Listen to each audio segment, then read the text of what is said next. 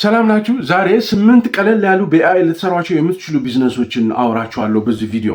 ኦኬ፣ ልክ እስቲ እንደ ጀግና እንመካከር፣ እንደ ወንድ እንመካከር፣ ህይወቱን ለመለወጥ ቆርጦ እንደተነሳ ሰው እንመካከር።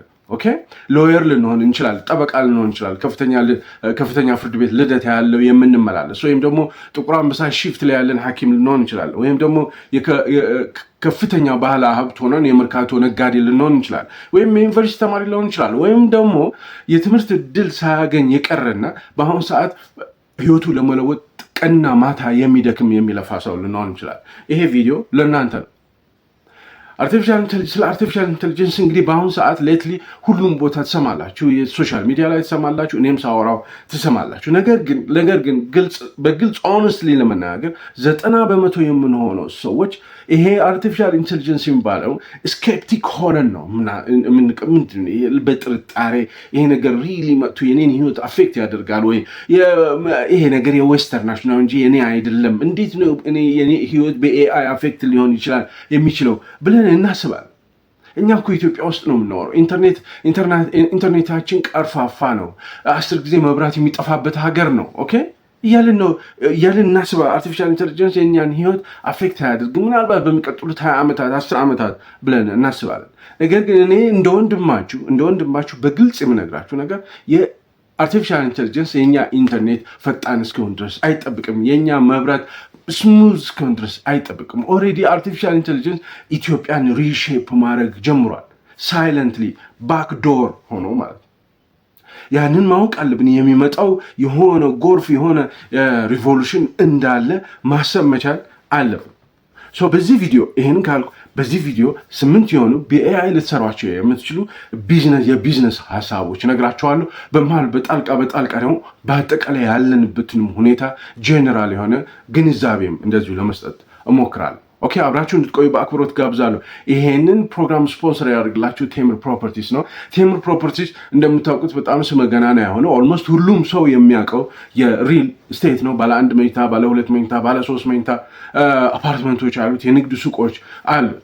በአንድ ጊዜ የከፈላችሁ እንደሆነ ከፍተኛ የሆነ ቅናሽ አላቸው። ኦኬ፣ ዝርዝር መረጃውን ከቀጥሎ በሚገለጸው ስልክ ቁጥር ላይ በደንብ አድርጋችሁ በዲቴይል ዝርዝር መረጃ ማግኘት ትችላላችሁ። የስፖንሰራችን መልዕክት ሰምተን እንመልሳለን። ከዚህ በፊት በእምነት የገዙን ደንበኞቻችን ዛሬ ቤታቸውን ለማስረከብ ዝግጅታችንን ጨርሰናል። እርሶስ የቤት ባለቤት መሆን ይፈልጋሉ?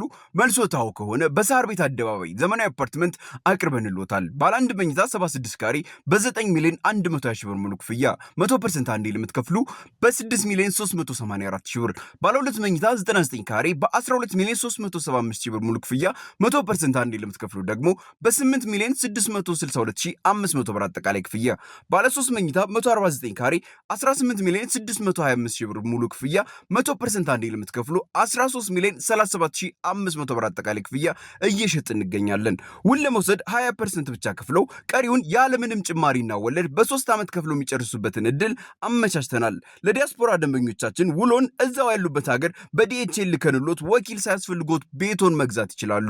ለበለጠ መረጃና ለቢሮ ጉብኝት 0955 27 74 74 ይደውሉልን። ቴምር ፕሮፐርቲስ። ተመልሰናል። መግቢያ ላይ እንደገለጽኩላችሁ 8 የሚሆኑ በኤአይ ልትሰሯቸው የምትችሉ የኤአይ ቢዝነሶች ነው የማወራቸው ብያቸዋል። በነገራችን ላይ አሁን 11 ሰዓት አካባቢ ነው፣ ከሌሊቱ 11 ሰዓት ነው። ለዛ ነው ድምፄ ዘለብ ያለ፣ ምንድነው ትንሽ ቀነስ ያለው። ኦኬ፣ ሌሊት ስለሆነ ቤተሰቤም ስለተኛ ነው።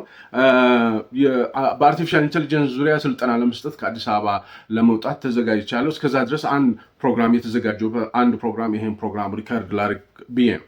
ኤኒዌይ ግሎባል ኤክስፐርቶች፣ የኢኮኖሚ ኤክስፐርቶች፣ ኢኮኖሚስቶች በአሁኑ ሰዓት ምን እያሉ ነው? ዓለም ወደ ኬ-ሼፕድ ኢኮኖሚ የገባ ነው ብለው ይናገራሉ። ፊደል ኬን ታውቋታላችሁ? የፊደል ኬ እቺ የምታዩት ፊደል ኬ ማለት ነው። ይሄንን ፊደል ኬ-ሼፕድ ኢኮኖሚ ማለት ነው። ኦኬ፣ ይሄንን ኬ ካያችሁ ኬ የሚባለው ፊደል አንደኛው እጁ ወደ ላይ ሽቅ ወደ ላይ የሚያድግ የሚመስል ወደ ላይ የሚጠቁም ነው። ሌላኛው እጁ ደግሞ ወደ ታች ቁልቁል የሚያሳይ ቁልቁል በአፍጢሙ የተደፋ አይነት ነገር ነው። እንዲህ አይነት ኢኮኖሚ ውስጥ ነው የምንገባው ይላሉ የግሎባል የሆኑ ኤክስፐርት ኢኮኖሚስቶች። ኦኬ፣ ምን ማለታቸው? የላይኛው አፐር አርሙ የኬ የፊደሉ አፐር አርም ምንድን ነው የሚያሳየው? ይሄ የሚያሳየው ሰዎችን ሪፕሬዘንት ያደርጋል። በዚህ ዘመን የሚኖሩ ሰዎችን ሪፕሬዘንት ይወክላል። እነዚህ ሰዎች ምን አይነት ሰዎች ናቸው ብላችሁ ካላችሁ በኤአይን ተጠቅመው ስራቸውን ለመስራት የሚጥሩ ሰዎች ናቸው።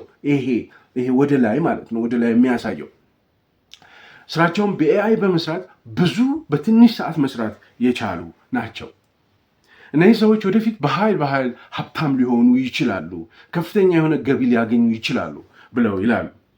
ሌላኛው ኬላ ያለችዋ በሀፍጢሙ የተደፋው ደግሞ ምንን ያመለክታል? ምንን ሪፕሬዘንት ያደርጋል?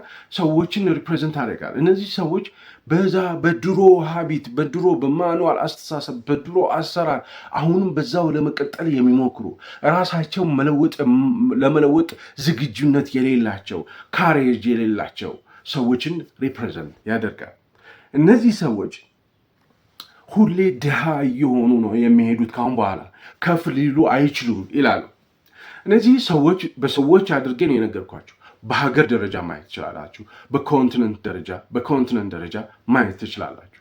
ኤኒዌይ ኬ የምትባለዋ ፊደል አፐር አርሙ ወደ ላይ የሚጠቁመው በአጠቃላይ ኤአይ ሌቨሬጅ ማድረግ የቻለ መንግስት፣ የቻለ ሀገር፣ የቻለ ግለሰብ ማለት ነው። ወደ ታች ደግሞ የሚያመለክተው ኤአይን ለመጠቀም ዝግጁነት የሌለው ራሱን አፕግሬድ ለማድረግ ያልሞከረ ወዘተ ያመለክታል። ኦኬ በጣም የሚያስገርመውና የሚያስፈራው ፓርት ይሄ የታችኛው አርም ላይ ያለን ሰዎች ዶክተሮች ልንሆን እንችላለን፣ ኢንጂነሮች ልንሆን እንችላለን፣ 100 ሚሊዮን ብር በቀን የሚያንቀሳቅስ ነጋዴ ልንሆን እንችላለን፣ የኤ ስቱደንት ዩኒቨርሲቲ ተማሪዎች ልንሆን እንችላለን። በኤአይን ተጠቅመን ራሳችንን አፕግሬድ ማድረግ ያልቻለን ሰዎች ቀጥታ ድሃ እየሆንን ነው የምንሄደው። በሚቀጥሉት የሚመጡት 5 ዓመታት 10 ዓመታት ውስጥ እየደህየን በየወሩ የምናገኘው ገቢ ዳቦ ለመግዛት የሚታገል አይነት እየሆንን ነው የምንሄደው። ማስተርስ ዲግሪ ሊኖር ይችላል። 30 ዓመት ዶክተር ሆኜ ነው የኖርኩት፣ ማነው እኔን የሚነካኝ ብለን የምናስብ ሰዎች ልንሆን እንችላለን። 100 ሚሊዮን ብር በቀን የሚያንቀሳቅስ ነጋዴ ነኝ ብለን ልንን እንችላለን። ክራሽ ነው የሚያደርገው። እኔ አይደለሁም እኮ የምለው፣ ይሄ ግሎባል ኤክስፐርት ኬ-ሼፕድ ኢኮኖሚ ብላችሁ ማንበብ ትችላላችሁ። በዚህ ቪዲዮ ቢያንስ 10 ደቂቃ ከጠበቃችሁኝ፣ 10 ደቂቃ ከታገሳችሁኝ ካሁን በኋላ ኦኬ አይናችንን ለመግለጽና ያለንበትን የፋይናንሻል ሲቹዌሽን ለመለወጥ ጥረት እናደርጋለን። ሰው ምን እናድርግ ነው የምትለው በሉኝ። ምን እናድርግ በሉ። ኤአይ ፈርስት ቲንኪንግ ማዳበር። ዲስራፕት ዩርሰልፍ ማለት ራሳችሁን አስቀይሙት፣ ራሳችሁን አስጨንቁት፣ ራሳችሁን ቅር አሰኙት እና ራሳችሁን አፕግሬድ ለማድረግ ሞክሩ፣ ጥረት አድርጉ ማለት ነው። ከዚህ በፊት የምትሰሩትን ኦልድ በሆነው አሰራር ኦልድ የሆነውን አሰራራችሁን እርግፍ አድርጋችሁ ለመተው እና ቀጥሎ የሚመጣውን የኤአይ አሰራር ሁኔታ ለመከተል ለመረዳት መሞከር፣ ዲስራፕት ማድረግ ራሳችሁን ማለት ነው። ራሳችሁን በአሁኑ ሰዓት መጠየቅ የሌለባችሁን ጥያቄ ልንገራችሁ እና ምን አይነት ደግሞ ጥያቄ መጠየቅ እንዳለባችሁ ልንገራችሁ። ለምሳሌ እኔ እኮ ማኔጀር ነኝ፣ ኢትዮጵያ ውስጥ ቶፕ የሚባለው ኢንዱስትሪ ውስጥ ማኔጀር ነኝ፣ ዳይሬክተር ነኝ። ኖ እንደዛ ብላችሁ ራሳችሁን አትጠይቁ። 30 ዓመት እኮ ኢትዮጵያ ውስጥ የሰራሁ ዶክተር ነኝ። ኖ 100 ሚሊዮን ብር በቀን የሚያንቀሳቀስ 2 እና 3 4 ሱቆች ያሉኝ ባለሀብት ነኝ። ኖ ዶንት ቴል ዩርሰልፍ ላይክ ዳት። ራሳችሁን መጠየቅ ያለባችሁ ምንድን ነው? እኔ ምንድን ነው የምሰራው? የቀን በቀን ስራዬ ዴይሊ ሩቲኔ ምንድን ነው? በቀን የምሰራው ምንድን ነው? ለምሳሌ መምህር ከሆናችሁ ምንድን ነው? መምህር ከሆናችሁ ታስተምራላችሁ፣ ሌሰን ፕላን ታዘጋጃላችሁ፣ የተማሪዎች ፈተና ታወጣላችሁ፣ የፈተና ታርማላችሁ። ይሄ ነው ዴይሊ ሩቲናችሁ። እናንተም አሁን ያነሳኋቸው የተለያዩ ሰዎች በቀን የምሰራው ምን አይነት ስራዎች ናቸው? እስቲ ስራዎቼን 1 2 3 4 ብዬ ልግለጻቸው ብላችሁ ጻፉ። ለምሳሌ 10 ከፍተኛ የጭነት መኪኖች ትራኮች ያሉት ሰው ምንድነው በቀን የሚሰራው? ይሄኛው ትራክ አርሲ ባሌ ልኬው ነበር፣ የት የሆነ ሹፌሩ የት የሆነ ያሳደረው? የእያንዳንዱ ሞተሩ ተበላሽቶ ይሆን ወይ? ምን ያህል ውጭ አስወጣኝ ሆነ እያለ ነው የሚያስበው በቀን። እሱን እስቲ ጻፈው፣ የምትሰራውን ስራ በቀን ጻፈው። ከዛ በኋላ ራስን ጠይቅ። እነዚህ በቀን የምሰራቸው ሰዎች እኔ ዳይሬክተር በሆንም የትልቅ መስሪያ ቤት ማኔጀር በሆንም ሲኢኦ በሆንም በቀን የምሰራው ስራ እነዚህ ናቸው። እነዚህ ስራዎች ግን አሁን ኪሴ ውስጥ ባሉ ኤአይ ቱሎች እነዚህ ሲምፕል ጀመናይ፣ ግሮክ፣ እነዚህ ዲፕሲክ ክላውድ ምናምን በሚባሉት ሊሰሩ ይችላሉ ወይ ብለህ ጠይቅ። የኔ መልስ ልንገር፣ አብሶሉትሊ የስ ይሰራሉ፣ አብዛኛዎቹ ይሰራሉ። ስለዚህ እነዚህን ስራዎች በእነዚህ ኤአይ ቱሎች አማካኝነት ለማስራት ወይም ለማሰራት ጥረት አድርግ። ከዛ በኋላ ትርፍ ጊዜ ይኖርሃል። አዘ ዳይሬክተር ትርፍ ጊዜ ይኖርሃል። ኤአይ መስራት የማይችላቸው ነገሮች ላይ ፎከስ አድርግ። ሌሎቹን ይሄ ኢሜል ስትጽፍ ሪፖርት ስትጽፍ ምናምን የምትለው ኤአይ ይሰራዋል። ኤአይ እንዲሰራልህ አድርግና ሌላውን የተረፈህን ጊዜ ምን ትሰራበት? ሂውማን ኮር የሆነውን ኤአይ መስራት የማይችለውን አንተ ስራ። ያ ማለት ፕሮዳክሽን ከፍተኛ ይሆናል ማለት፣ ምርትህ ከፍተኛ ይሆናል፣ ሀብታም ትሆናለህ ማለት ነው። አሁን 8ቱን ልንገራችሁ። ኦኬ፣ ብዙ ሰዓት አወራሁ፣ ምክንያቱም ይሄ በጣም ኢምፖርታንት ነገር ነው። ኦኬ፣ በጣም ኢምፖርታንት ነገር ነው። አሁን 8ቱ በኤአይ ልትሰሯቸው የምትሉ የቢዝነስ ሀሳቦች ናቸው የምነግራቸው። ኦኬ፣ ሴሊንግ ኢምፖሲብል አውትካምስ የሚባል ነገር አለ። ሴሊንግ ኢምፖሲብል አውትካምስ ማለት ነው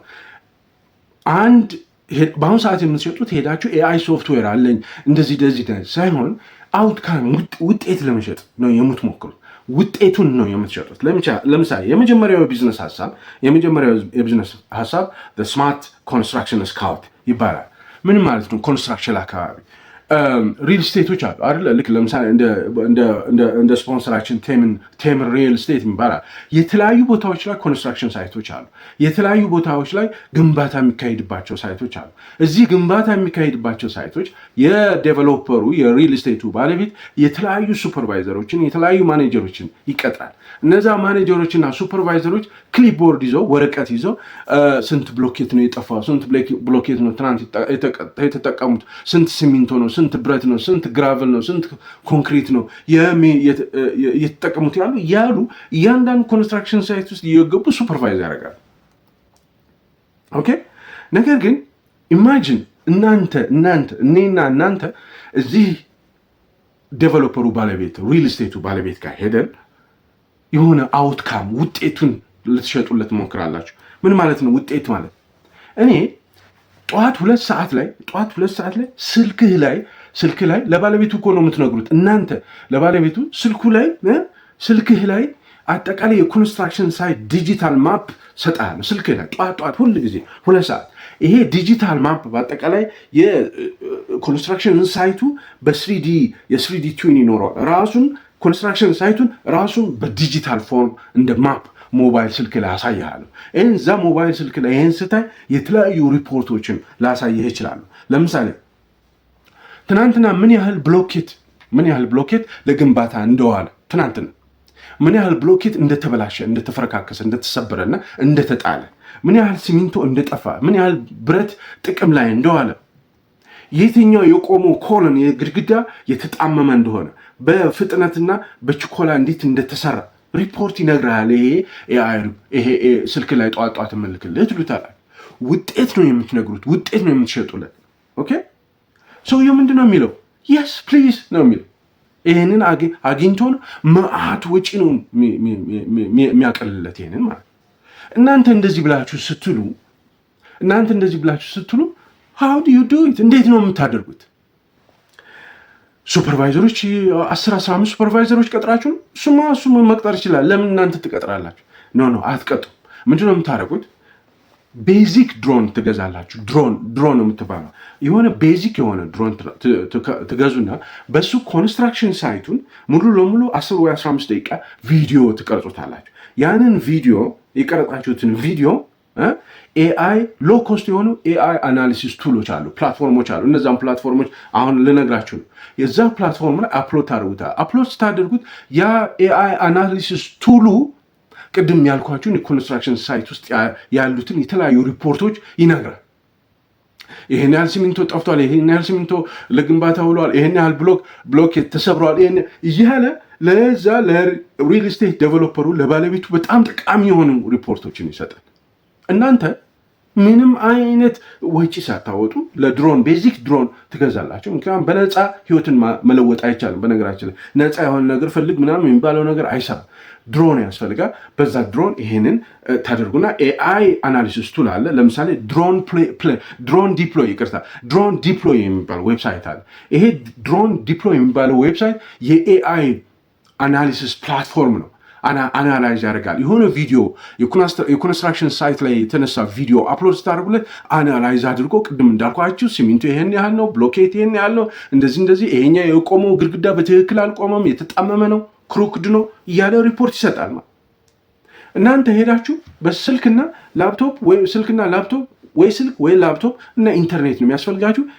ፓወርፉል ሰው ጀግና፣ ቅድም እንደ ጀግና መሆን ነው የሚፈልገው ማለት ያንን ሄዳችሁ ትሸጡለታላችሁ። ሰውየው በደስታ ይቀበለዋል። እናንተ ምንድነው የምታደርጉት? ይሄንን ድሮን ዲፕሎይ የሚባለው ዌብሳይት ውስጥ ገብታችሁ ሰብስክራይብ ታደርጋላችሁ። የሚከፈል ክፍያ አለ። እሷን ትንሽ ክፍያ ነው፣ ሎው ኮስት ነው። እሱ ትከፍላላችሁ። ከዛ በኋላ የሄዳችሁ ሪል ስቴት ባለቤት ጋር የሄዳችሁ እየጠየቃችሁ መጀመሪያ ውጤት ትሸጡለታላችሁ። ከዛ በጣም ደስ ይለዋል፣ እሺ ይላል። ከዛ በኋላ በድሮን ቪዲዮ ትቀርጹና እዛ ዌብሳይት ላይ አፕሎድ ታደርጋላችሁ። አናላይዝ ያደርግላችኋል። ውጤቱን ስልኩ ላይ ሰውየው ላይ ትልኩለታላችሁ ማለት ነው። ስፖንሰራችን ቴምር ሪል ስቴት ነው። ቴምር ሪል ስቴት በቅርቡ በጣም እየጠነከረ የመጣና ስመጥር እየሆነ የመጣ ሪል ስቴት ነው። ባለ 1 መኝታ፣ ባለ 2 መኝታ፣ ባለ 3 መኝታ አፓርትመንቶች አሉ። በአንድ ጊዜ ሙሉ ክፍያ ስትከፍሉ የተለዩ ቅናሾች ያደርጉላቸዋል። ቀጥሎ በስፖንሰሩ መልእክት ላይ በምትሰሙት በሚገለጸው ስልክ ቁጥር ደውላችሁ ዲቴል መረጃ ለማግኘት ሞክሩ። ከመወሰናችሁ በፊት ዲቴል መረጃ ለማግኘት ሞክሩ። የስፖንሰራችን መልእክት ሰምተን እንመልሳለን። ከዚህ በፊት በእምነት የገዙን ደንበኞቻችን ዛሬ ቤታቸውን ለማስረከብ ዝግጅታችንን ጨርሰናል። እርሶስ የቤት ባለቤት መሆን ይፈልጋሉ?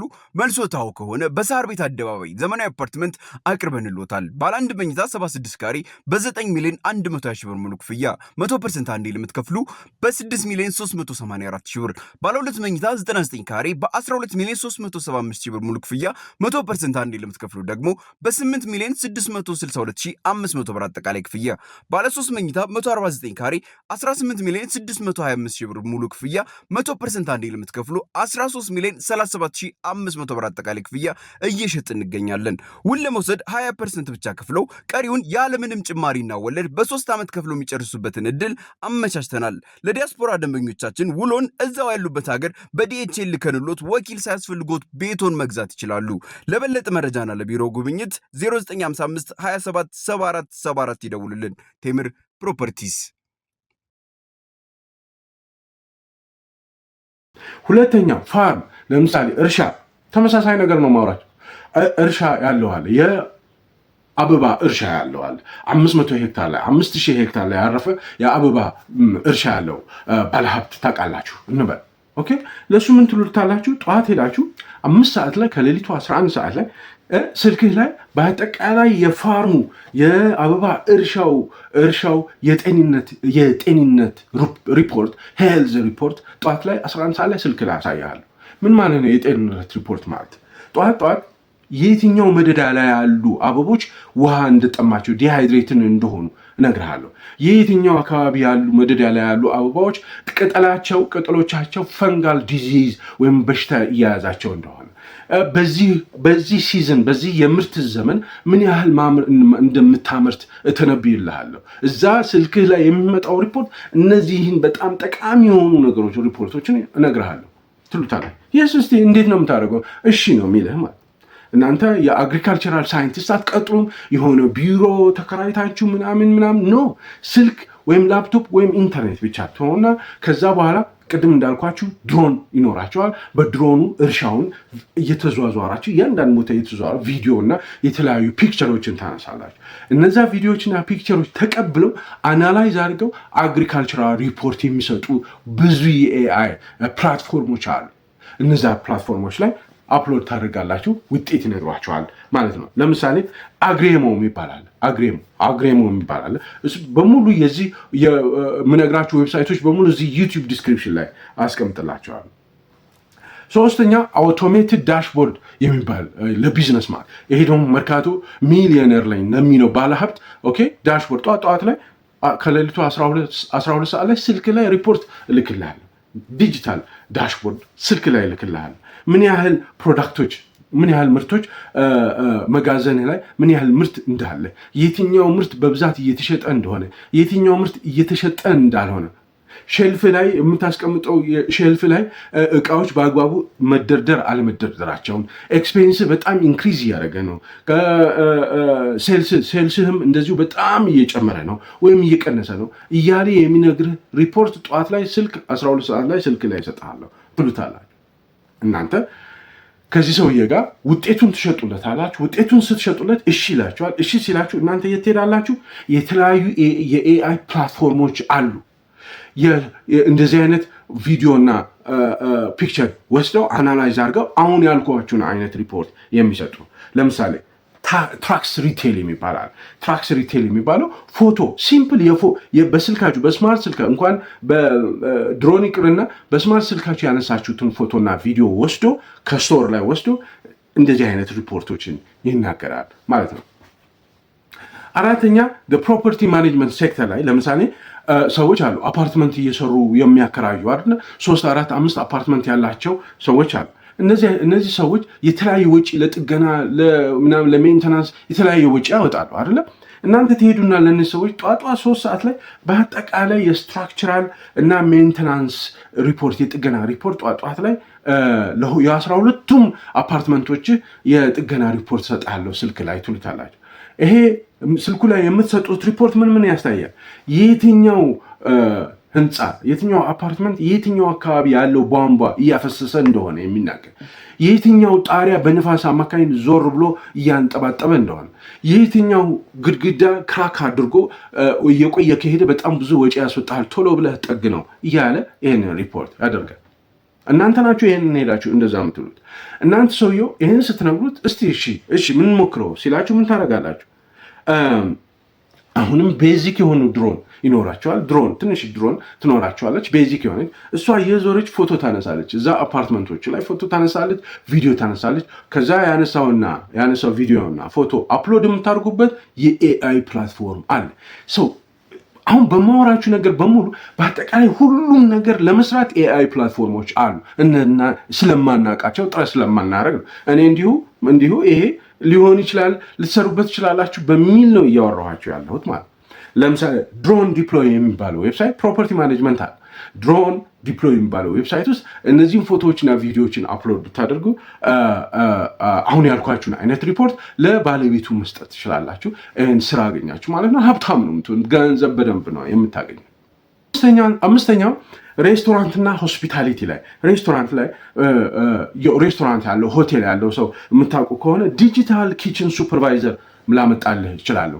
ኪችን ውስጥ ወይም ደግሞ ማድ ቤት ውስጥ ምግብ እንዴት እንደሚዘጋጅ ምግብ በየትኛው አይነት በንጽህና በተቀመጠው ስታንዳርድ ንጽህና እየተሰራ እንደሆነ፣ ምን ያህል ምግብ እየተበላሸ እንደሆነ እየተጣለ እንደሆነ የሚናገር ሪፖርት ለምን አልሰጠህም? ጧት ከሌሊቱ 11 ሰዓት ትሉታላችሁ ባለቤቱ። ኦኬ በጣም ደስ ይለዋል አይለውም እንዴ? ማንም ሰው ደስ ይለዋል። ያንን ሪፖርት የሚያወጣልህ የኤአይ ቱል አለ፣ ዌብሳይት አለ ማለት ኪችን ውስጥ ሴኪሪቲ ካሜራ ይገጠማል ኪችን ውስጥ። ከዛ ሴኪሪቲ ካሜራው ቪዲዮ እና ፎቶ ሊያነሳ ይችላል። እነዛን ፎቶዎች ወስዶ ምን ያህል ምግብ እንደተበላሸ፣ የምግቡን አይነት ሁሉ፣ ምን ያህል ሰራተኞች እዛ ማድ ቤት ውስጥ የሚሰሩ ሼፎች ምን ያህል ፍጥነት አላቸው፣ አንድ ምግብ ለማድረስ ምን ያህል ጊዜ ይፈጃሉ፣ ምን ያህሎቹ ናቸው የጽዳት ስታንዳርዱን እየጠበቁ የሚሰሩት፣ ምን ያህሎቻቸው ናቸው የጽዳት እንትኑን ህጉን የማያከብሩ የሚሉ የተለያዩ ለሬስቶራንት በጣም ጠቃሚ የሆኑ ሪፖርቶችን ትሰጡታላችሁ ማለት ነው። እንዲህ አይነት ዌብሳይቶች አሉ። በኤአይ ፕላትፎርሞች ናቸው። በነገራችን ላይ ዌብሳይት ስላችሁ ኤአይ ቱሎች ናቸው፣ ኤአይ ዌብሳይቶች ናቸው። ኦኬ ለምሳሌ ዊኖ ቪዥን የሚባላል፣ ድራጎን ቴል ሲስተም የሚባላል። እነዚህ ኪችን ላይ የተገጠሙትን ኪችኖች ላይ ከተገጠሙ ሴኩሪቲ ካሜራዎች የሚያነሳቸው ፎቶዎችና ቪዲዮዎችን ወስዳችሁ ስትጭኑላቸው እነዚህ ኤአይ ቱሎች አሁን ያልኳቸውን በጣም ጠቃሚ የሆኑ ሪፖርቶችን ይሰጣቸዋል ማለት ነው። 6ኛ ትራንስፖርትና ሎጂስቲክስ ላይ የምትሰሩ ሰዎች ለምሳሌ ቅድም እንዳልኩት 12 የጭነት መኪና ያላችሁና አንዱን ጅቡቲ፣ አንዱ ደቡብ፣ አንዱ ምስራቅ፣ አንዱ ምናምን ትልካላችሁ። ከዛ ቤት ቁጭ ብላችሁ ስትረስ ነው ስትረስ። ይሄ መኪና ሄዶ ገደል ውስጥ ሊገባ ይችላል፣ ጠጥቶ ሊነዳ ይችላል ሹፌሩ፣ ወይም ደግሞ ያላልኩት ቦታ ሄዶ አድሮ እንደዚህ ነው ይለኛል፣ ምክንያቱ ያመጣብኛል፣ ሞተሩ የዚህኛው ሞተር ወጪ እንደዚህ ነው ብሎ ነው የሚያስበው አይደለ? አንድ 12 መኪና የጭነት መኪና ያለው ሰው እንዲህ ሲጨነቅ ነው የሚሆነው። ተራ ነገር ማለት ይህንን ተራ ነገሮች ኤአይ ሊሰራቸው እንደሚችል ማወቅ አለብህ እና ያንን መለወጥ አለብህ ነው። ሰው እናንተ ትሄዱና እንዲህ አይነት ችግር ያለበት ሰው እንዳለ ስለምታውቁ ጠዋት ላይ ከሌሊቱ 10 ሰዓት ላይ በአጠቃላይ ሄልዝ ሪፖርት የመኪኖችን ሄልዝ ሪፖርት እነግርሃለሁ። የ12ቱም ትሉታላችሁ። የትኛው መኪና ሹፌር ነው በአግባቡ እየነዳ እንዳልሆነ፣ የትኛው ሹፌር ነው ነዳጅ እያቃጠለ ያለው፣ የትኛው መኪና ነው ሞተሩ የተለየ ድምፅ እያወጣ ያለው፣ የትኛው መኪና ነው የት ጋር ያለው ኤግዛክት ሎኬሽን በአሁኑ ሰዓት ያለው የሚለውን ሪፖርት እሰጥሃለሁ ትሉታላችሁ። ኦኬ ምንድን ነው $30 የሚገዛ ሴንሰር አለ። ያን $30 የሚገዛ ሴንሰር ለ12ቱ መኪናዎች ይግዛ ትሉታላችሁ። ይገዛል $30። እናንተ ምንም መግዛት እንችላለን እንኳን 12 የጭነት መኪና ያለ $30። ያንን $30 እንዲገዛ ታደርጋላችሁ። ገበያ ላይ ትፈልጉታላችሁ። ይሄንን $30 የሚያወጣውን ሴንሰር ዳሽቦርዱ ላይ የሚገጠር ካሜራ አለ።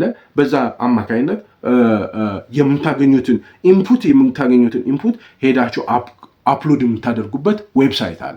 ኤአይ ቱል ነው ይሄ። ዌብሳይት ቢሆንም ኤአይ አናሊሲስ ቱል ነው። ሞቲቭ ይባላል። ለምሳሌ ጎ ሞቲቭ ይባላል።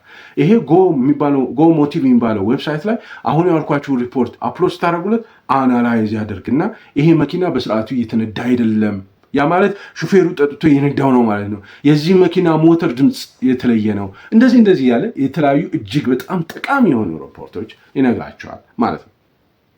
የእነዚህን ዌብሳይቶች አድራሻ ሙሉን እዚህ ዩቲዩብ ዲስክሪፕሽን ላይ ያስቀምጭላቸዋል። ሌላ ኤዱኬሽን ላይ የምትሰሩ ቱቶር የምትሰጡ ትሬኒንግ የምትሰጡ ሰዎች ለእናንተም እንደዚሁ በቀላሉ ተማሪዎቻችሁ በየትኛው ትምህርት ላይ ወደኋላ እየቀሩ እንደሆነ፣ በየትኛው ትምህርት እናንተ ደግማችሁ ማስተማር እንዳለባችሁ፣ የትኞቹ ተማሪዎች ስትራግል እያደረጉ እንደሆነ፣ ማቴማቲክስ ነው ግራ እየገባቸው ያለው፣ ባዮሎጂ ነው ግራ እየገባቸው ያለው የሚለውን በቀላሉ ማወቅ ትችላላችሁ። መምህራን ኮላችሁ ለምሳሌ ኒውተን የሚባለው ዌብሳይት አለ። ኒውተን የሚባለው ዌብሳይት ላይ የተለያዩ ሌሰን ፕላኖች፣ የተማሪዎች ፈተናዎችን ስናፕሻት ፎቶ አንስታችሁ አፕሎድ ስታደርጉት አናላይዝ አድርጎ በጣም ብዙ ነገር ይነግራቸዋል።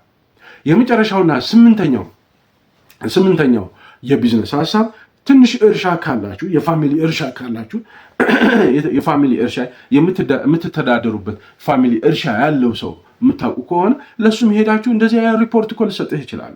ጠዋት የትኛው መደዳ አካባቢ አረም እየበቀለ እንደሆነ፣ የትኛው መደዳ ላይ ያሉት ቲማቲሞች እየበሰበሱ እንደሆነ፣ የትኛው አካባቢ ያለው እርሻ መቆፈር እንዳለበት፣ መታረስ እንዳለበት፣ ውሃ መጠጣት እንዳለበት እነግርሃለሁ። ጧት በቃ ሞባይል ላይ ይህን ሪፖርት ታያለህ። ሪፖርቱን አይተህ እዚህኛው መደዳ ላይ ያሉት ቲማቲሞች እየበሰበሱ ነው። ሰው ሄዳችሁ አክት ታደርጋላችሁ። በጣም ከፍተኛ የሆነ ወጪ ሴቭ ታደርጋላችሁ ማለት ነው።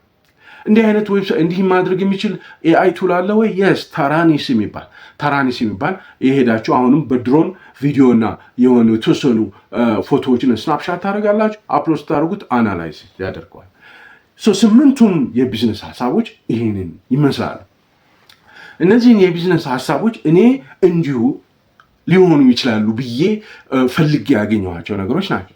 እኔና ለእናንተ ይሄንን ፍንጭ ስሰጣችሁ እናንተ ደግሞ ኦኬ እንደዚህ አይነት ነገር አለ ብላችሁ የራሳችሁን የሆነ ቢዝነስ ሀሳብ እንድታመጡና ኤአይን በመጠቀም ያንን የቢዝነስ ሀሳብ ወደ ገንዘብ፣ ወደ ዌልዝነት፣ ወደ ሀብትነት መለወጥ እንዴት እንደምትችሉ ነው።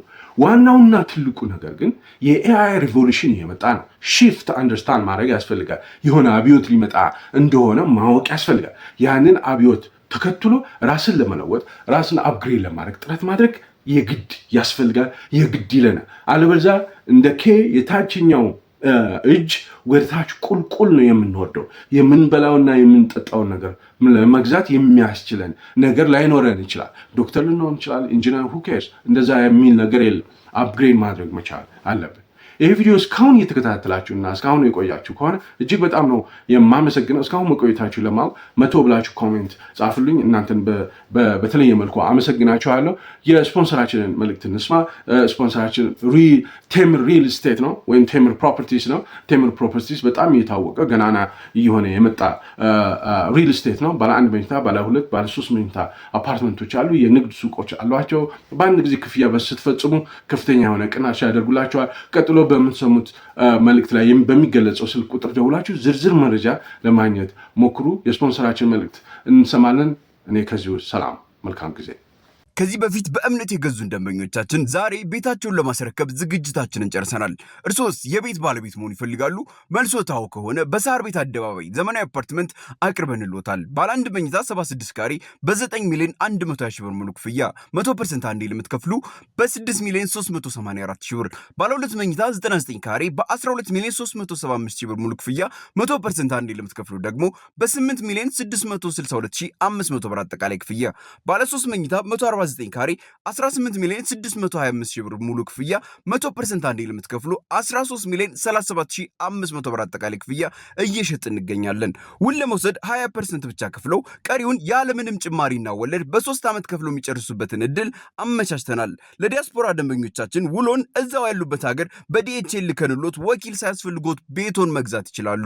ለበለጠ መረጃና ለቢሮ ጉብኝት 0955 27 74 74 ይደውሉልን። ቴምር ፕሮፐርቲስ